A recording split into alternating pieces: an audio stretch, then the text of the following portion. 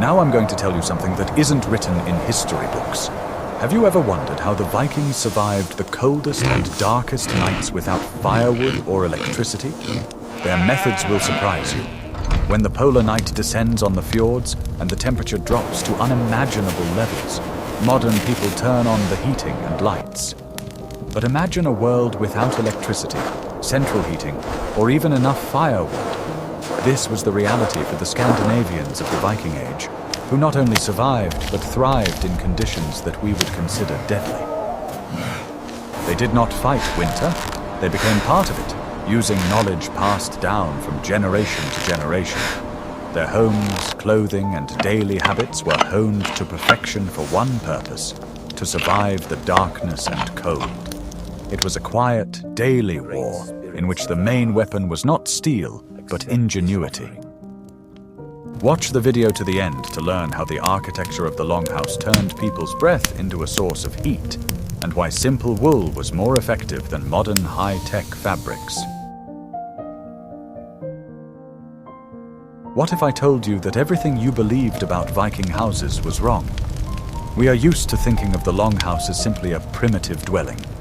But in fact, it was not just a building, but a complex social and psychological fortress that protected not only from the cold, but also from the madness of the long polar night. The entire community, from the chieftain to the lowest worker, gathered inside this huge, elongated structure. Deep, brother, the night is cold. May your harvest be plentiful. Dozens of people lived under one roof, and this was the first and foremost secret to survival. The combined warmth of human bodies in a confined space significantly increased the overall temperature. It was a space of continuous activity that did not quiet down even in the middle of the night. The men carved wood and repaired tools and weapons, while the women spun wool and wove. This constant activity not only generated additional heat, but also prevented people from sinking into apathy from the eternal darkness. I swear the bear was twice the size of this longhouse. The house was not just a shelter, but the center of the universe for its inhabitants during the long winter months. Here, sagas were told, news was shared, agreements were made, and people simply socialized. This social interaction was as important to survival as warm clothing. Ha! Another horn of mead for our guest. Indeed, may your journey be swift. The walls of the Longhouse protected not so much from the wind as from feelings of isolation and fear. The Vikings understood that the main battle in winter was not fought outside, but inside the human mind. Unity and a common goal were their main shield. When the icy wind howled outside, inside the house there was an atmosphere of orderly, communal life. Everyone knew their place and their task, and this strict routine brought stability to the chaos of the polar night. No one was left alone with the cold and darkness. The stew is ready. Come and eat. Thank you. That warms the soul. That is why the Longhouse was not just a dwelling. It was a living organism, a social ark that carried its inhabitants through the darkest and coldest times of the year. Its main secret was not in its architecture, but in its people. Their world was built on interdependence, where the survival of each individual depended on the well-being of all. This philosophy was woven into the very fabric of their society and their homes. Winter only intensified this feeling, making it tangible. Thus, the first step to overcoming winter was not building walls, but creating a strong community. The warmth of the hearth was important, but the warmth of human relationships was vital. This was their unconventional approach. We must remember the old ways, for they are the roots that hold us strong against the winter winds. The harvest depends on our unity. I'm very interested to hear your point of view. How important do you think community cohesion is for survival in extreme conditions today? Write about it in the comments, and don't forget to subscribe to the channel. To the gods, to the ancestors, and to the bonds that hold us together. Skål!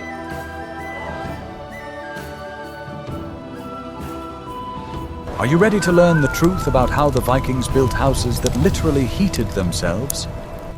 The design of the longhouse was the result of centuries of observation and experimentation. Every element of its architecture was aimed at maximizing the conservation of precious heat. The walls of a longhouse were often built using frame technology, but with one important addition. The space between the wooden posts was filled with wattle covered with clay, and the outside of the house was covered with a thick layer of turf. This layer could be up to 1 meter thick, turning the house into a kind of dugout. Turf, or peat, has excellent thermal insulation properties that are comparable to many modern materials. It protected not only from the cold, but also from the piercing wind. In winter, this layer was covered with snow, which created an additional air cushion and insulated the dwelling even better. Traditional longhouses had virtually no windows. The only openings were low, narrow doorways, which were covered with thick skins and a smoke hole in the roof. This radically reduced heat loss, although it made the interior very dark. The roofs were also covered with turf, which was laid on a layer of birch bark for waterproofing. Such a massive green roof retained heat well, preventing it from escaping upwards. In addition, its weight made the entire structure more resistant to strong winds. The shape of the house, long and narrow, was also not accidental. It allowed heat from the central hearth to be distributed efficiently throughout the living space. People and sleeping places were located along the walls, leaving the center for fire and work. The floor in a longhouse was earthen, but it was often covered with straw or dry grass. This layer served as additional insulation from the cold ground. In addition, it absorbed moisture and was easily replaced as needed. Stew is nearly ready.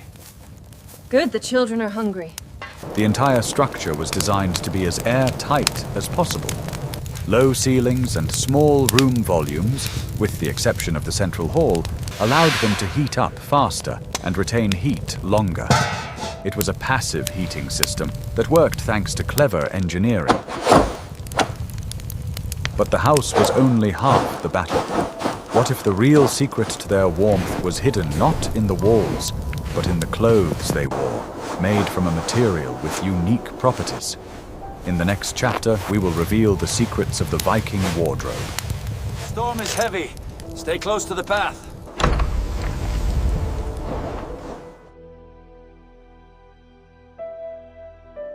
I will reveal the most closely guarded secret of the Viking wardrobe, and it has nothing to do with horned helmets.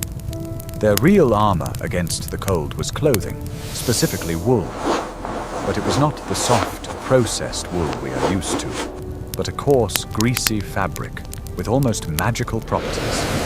The secret was lanolin, a natural fat found in sheep's wool. The Vikings processed the wool as little as possible, preserving the maximum amount of this substance. Lanolin made their clothes virtually waterproof, which was critical in a damp and cold climate. Instead of wearing one thick garment, the Vikings used the principle of layering. This method is used today by all manufacturers of high-tech clothing for extreme conditions. But the Scandinavians discovered it for themselves more than 1,000 years ago. It is freezing out here. Indeed. Is the longship ready for the tide? We must leave soon. The first layer against the skin was usually a linen shirt. Linen absorbs moisture well and wicks it away from the body, leaving the skin dry. This was important because wet skin freezes much faster. This fur will keep the chill away. Make sure your hood is tight, son. One or more woolen tunics were worn over the linen shirt. An air layer was created between these layers. It was this still air, heated by body heat, that was the main insulator, not the fabric itself. The outer garment was a heavy woolen cloak, or clek. It was also impregnated with lanolin and protected against wind, rain, and snow.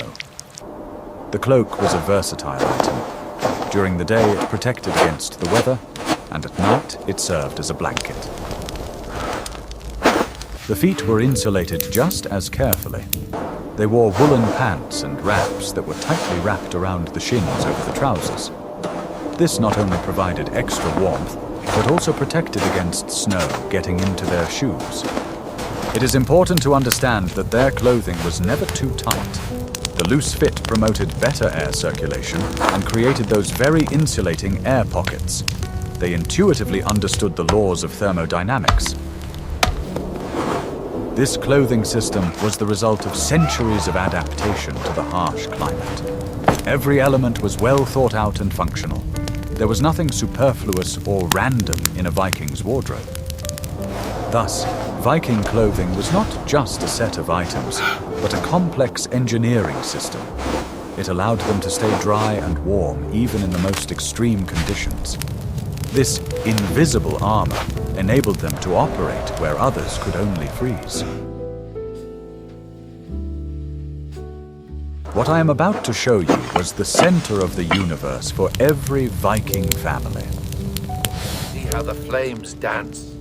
They remember the old gods. Will the gods protect us this winter, Grandfather? At the heart of the longhouse was a hearth, but it was not the fireplace we are familiar with. It was a so-called langeld, or long fire, an open hearth stretching several meters along the central axis of the house. This shape was not accidental and was extremely practical. It allowed for heating the maximum area and gave access to the fire to a large number of people at the same time.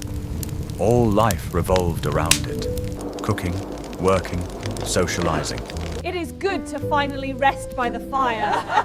Aye, and the stew is nearly ready. What a day! The langeld was the main and often the only source of light in the dark space of the longhouse. Its flickering flame illuminated people's faces, tools, and household items, creating a unique, lively atmosphere. It was a miniature sun during the endless polar night. The sun abandoned us that year. Only the warmth of the Longeld kept the ice from claiming our soul. Fuel was not always easy to come by in Scandinavia, especially in the treeless regions of Iceland. Therefore, the Vikings were masters of economy. They used not only wood, but also peat, which burned slowly and gave off a lot of heat. The smoke from the hearth rose and escaped through a special opening in the roof, located directly above the fire. This system was far from perfect, and the interior of the house was often filled with smoke. But it was an acceptable price to pay for warmth and light. The design of the smoke vent was also well thought out. It often had a small wooden chimney that could be adjusted to reduce draft and keep more heat inside. It was a simple but effective ventilation system. Benches were arranged around the fire, serving as seats, workplaces, and beds. At night, people slept as close to the heat source as possible. The cloaks they covered themselves with caught the heat from the coals that smoldered all night. Fire also had a sacred meaning.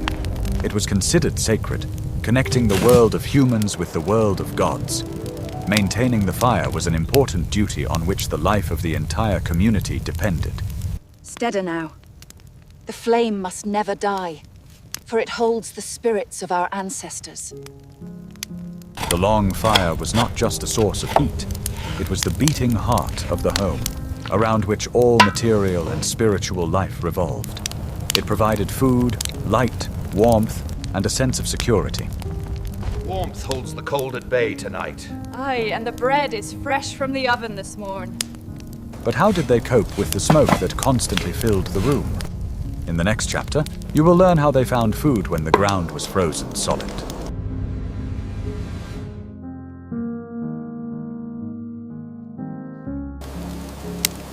Survival in winter begins in summer. The Vikings understood this truth perfectly well, and the entire warm season was devoted to preparing food for the long, cold months. Their pantries were a real strategic reserve on which life depended. The basis of the winter diet was fish, primarily cod. It was caught in huge quantities and preserved by drying in the open air. The result was a product as hard as a board that could be stored for years without losing its nutritional properties. Meat was also preserved using salt and smoke. Smoking was one of the most reliable methods of preservation. Smoke not only dehydrated the product, but also impregnated it with substances that prevented the growth of bacteria. Dairy products played a huge role in their diet. Milk was processed into cheese and skyr, a fermented milk product similar to cottage cheese. These products could be stored for a very long time and were an important source of protein and fat. Grains such as barley and rye were carefully dried and stored in special pits or chests. They were used to make thick soups and porridges, which formed the basis of the daily diet. Bread was baked in the form of hard, flat cakes, which could also be stored for a long time. This porridge warms the soul, doesn't it? Aye. The gods have been kind with the harvest. Root vegetables such as turnips, carrots, and onions were stored in cellars or simply buried in the ground below the frost line. This allowed them to stay fresh for most of the winter. Berries and mushrooms were dried to be used as additions to dishes.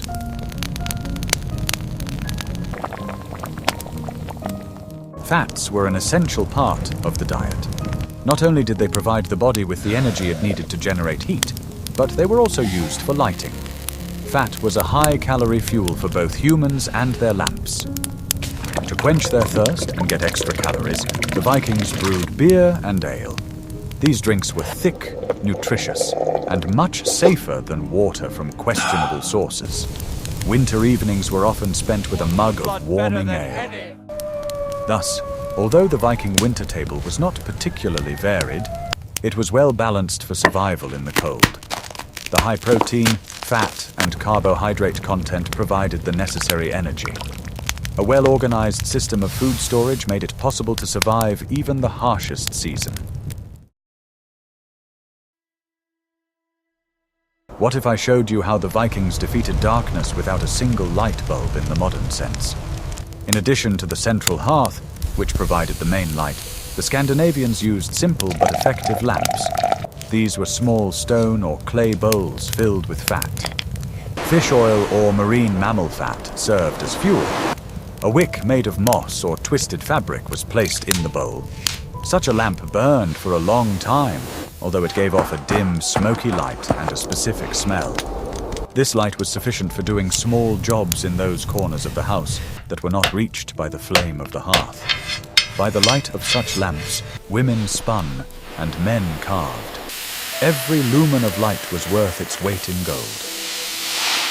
Winter was not a time of idleness, but of hard work. It was a period of indoor work, when everything that would be needed in the next season was created and repaired. Men repaired fishing nets, made axe handles, and sharpened weapons. Women were engaged in textile production, which was one of the most important sectors of the economy. They combed and spun wool, and then created durable fabric on vertical looms.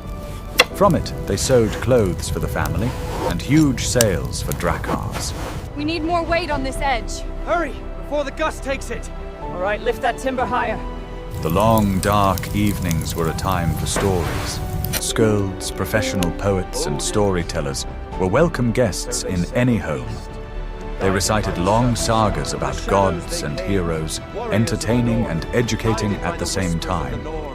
In addition to sagas, board games such as Hnefa Tafel, a strategy game similar to chess, were popular.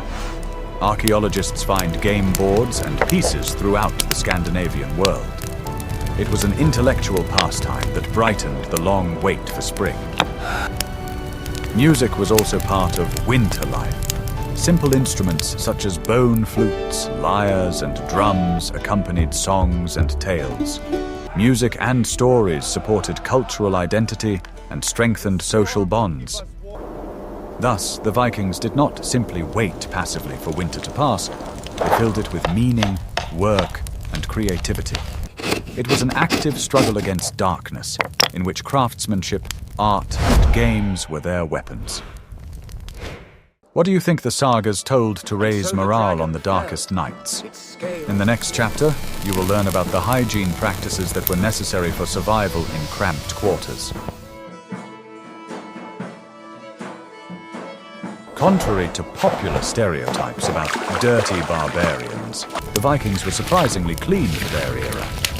They understood perfectly well that in the crowded conditions of a longhouse, hygiene was not a luxury, but a matter of survival.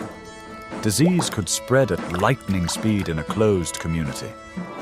One of the central elements of their hygiene culture was the bathhouse, or badstue. It was a small building where stones were heated and water was splashed on them to create steam. Steam treatments helped cleanse the skin and relax the muscles.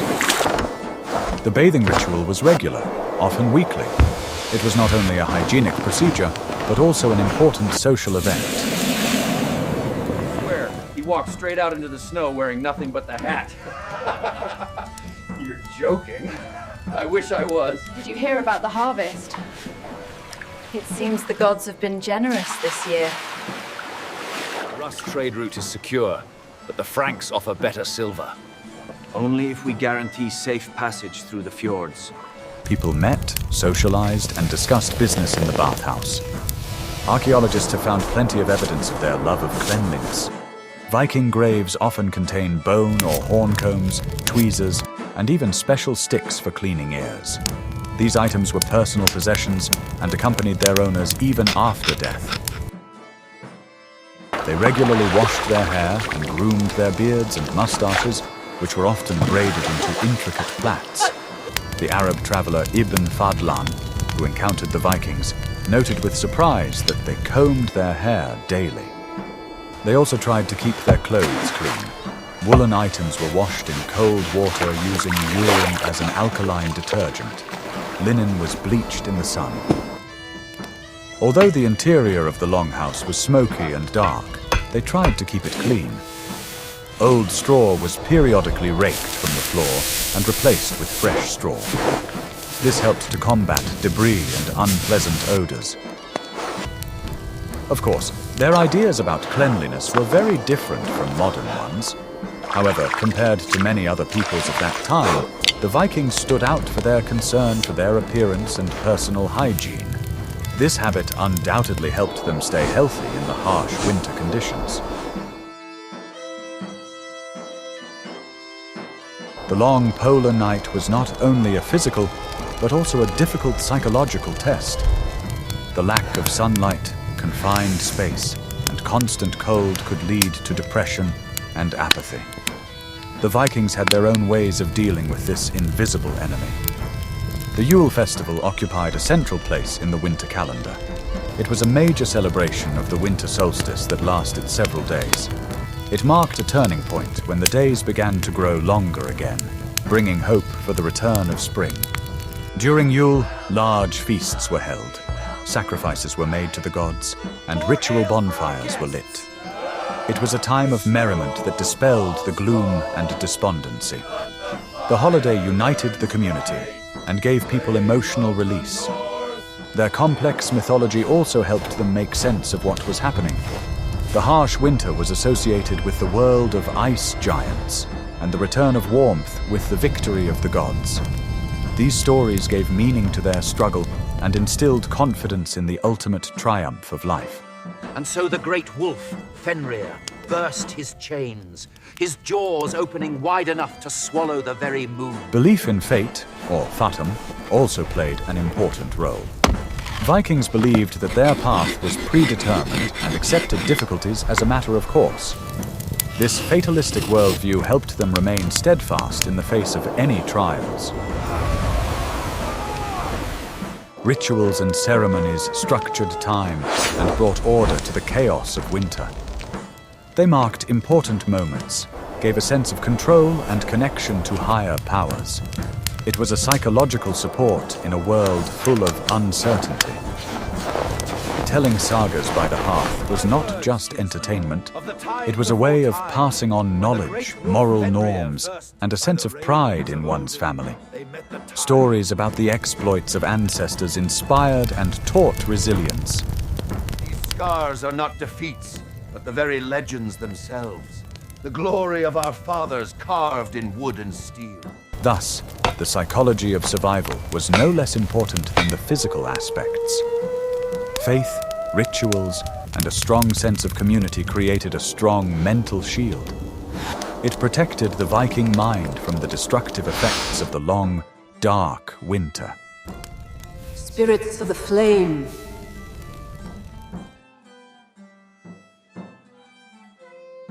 Winter was not a time of hibernation for the Vikings. On the contrary, it was the most intense period of craft activity. The longhouse was transformed into one large workshop, where everyone was busy with important work. Gently now, follow the line. Yes, just like that. It was in winter that the fleet was prepared for future voyages. In large longhouses or special boathouses, men repaired the drakkars damaged during the previous season. They replaced planks, caulked cracks with resin, and prepared the ships for launch. She's ready for the spring. At the same time, work was underway on the weapons. Blacksmiths worked in their workshops, forging new swords, axes, and spearheads. The other warriors sharpened their weapons and repaired their shields and armor. Women's work was no less important. The production of sailcloth was a strategic task, as the speed and maneuverability of ships depended on the sails. Women spun threads and wove hundreds of square meters of durable woolen fabric. In addition to global tasks, everyday tasks were also taken care of. New dishes, spoons, and bowls were carved from wood. Combs, knife handles, and game pieces were made from bone and horn. Children learned crafts by watching the adults work. They helped as best they could, passing knowledge from generation to generation. The winter months were the main school of life for a young Viking. The cold wind howls, but the fire keeps us safe. Yes, and we must teach the young ones how to keep it burning. This continuous, purposeful activity was of great importance. It not only provided the community with everything it needed, but also created a sense of purpose. Each member of the community contributed to the common future. Thus, winter was not the end, but the beginning of a new cycle. It was a time to gather strength, resources, and knowledge. Successful survival in winter guaranteed prosperity in summer.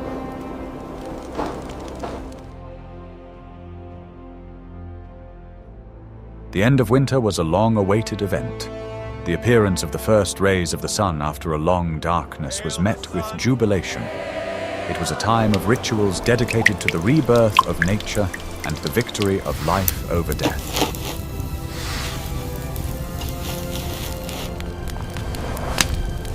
We welcome the spring. We welcome the light.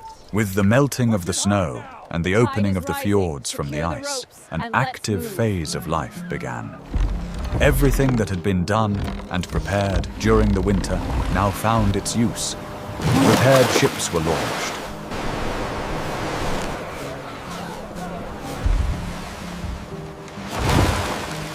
It was time for agriculture. The fields were ploughed and sown with barley and rye.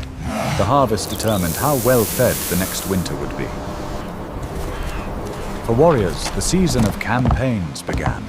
Drakkars, equipped with new sails, set off for distant lands for trade or raids. Winter preparations now had to bear fruit. Life spilled out of the cramped longhouses into the open air. People enjoyed the warmth and light they had been deprived of for so long. The rhythm of life changed dramatically, becoming faster and more dynamic. The awakening of nature symbolized the cyclical nature of their world. The Vikings lived in harmony with these cycles, subordinating their lives to the changing seasons. Winter was a time of accumulation, and summer was a time of realization. Their ability to survive in extreme conditions was based on this deep understanding of nature. They did not try to conquer it, but learned from it, adapting and using its laws to their advantage. This was the main secret of their resilience. we can see that Viking survival in winter was a complex, multi-layered system. It included unique architecture, well-designed clothing, effective food preparation methods, and most importantly, strong social bonds and psychological resilience. They turned their homes into warm shelters and the long dark months into a time of creation and preparation. Their experience proves that human ingenuity and adaptability know no bounds. They didn't just survive winter, they used it as a strategic advantage to emerge stronger and more prepared in the spring. It's a harsh but inspiring lesson in resilience from the true masters of the North. Suggest topics for future videos that you would like to see on our channel in the comments. Which era or civilization interests you the most? And don't forget to subscribe so you don't miss our new historical investigations.